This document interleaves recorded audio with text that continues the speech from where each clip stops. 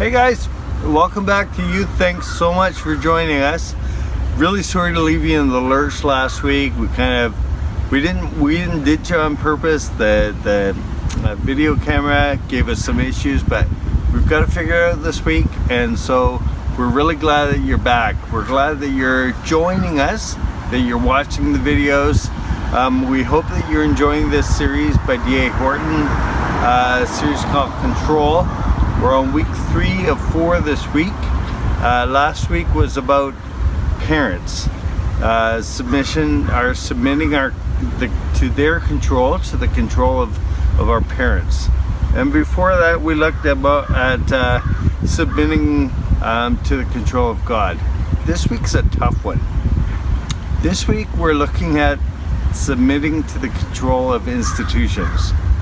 Now, what is that? Well, that's our government, that's our police, that's your youth leader, that's my bosses, that's your parents' bosses, that's your bosses if you have a job during the summer or otherwise, and that's also to the police. You know, we're living in a really weird time right now where there's not a lot of respect for institutions right now. We're seeing it in the news.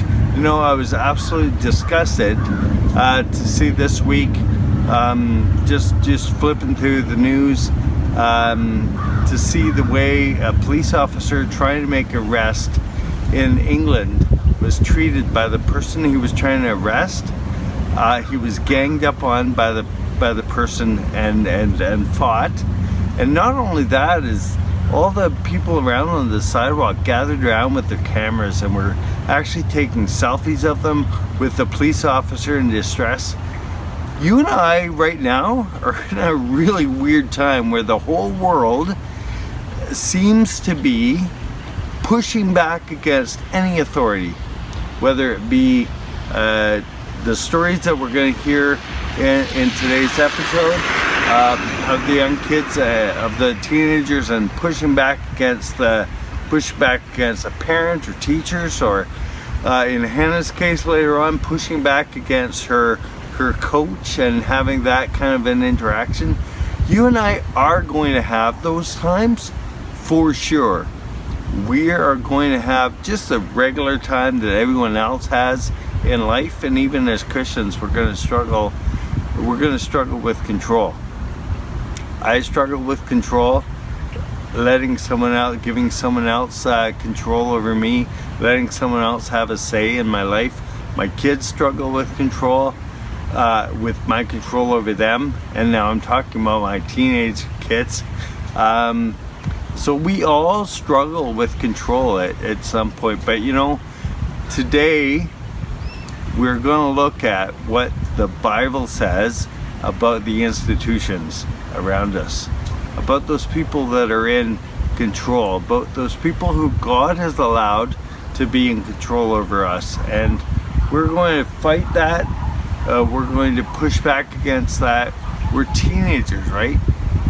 That's what teenagers do. They wrestle with control. And you guys, as you're in 6, 7, and 8, you're also going to wrestle with control. We're going to look at what the Bible has to say about that. Pause the video now. Going to watch episode 3. The link is in the below, and come on back. Welcome back, guys. What do you think? What do you think? Does the Bible have some things to say about control, doesn't it? Jesus had things to say about the authority of the government around us. No, he was in a really awkward period of time where the people he was part of the nation and part of the people, the children of Israel, the Jewish people, and they were governed by not very nice people. The Romans were brutal. They believed in crucifixion. They believed in beating. They believed in severe capital punishment if you didn't follow along with what they wanted, or how they were governing, how they were ruling. But Jesus had he flipped the script on that. He had a totally different approach to that. And later on we saw other verses in Acts and whatnot. I'd like you guys to think this week about what it means for you and I as believers, Jesus followers, to sit back and let the control, let those in authority over us, even when it just drives us nuts. And we saw Paul, the example of the Apostle Paul, and how he pushed back at authority, didn't he? He had something to say. He pushed back, but he pushed back in a very respectful way, got his point across, and as D.A. Horton says, he got himself a free ticket to Rome as a result. That's where he wanted to go to carry his message.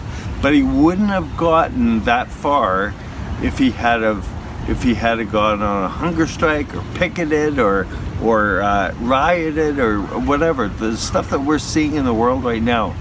There are different ways for Christians, for Jesus followers, to push back politely when they feel that the control or the whoever is in authority over them is adversely affecting them, especially when it comes to their faith.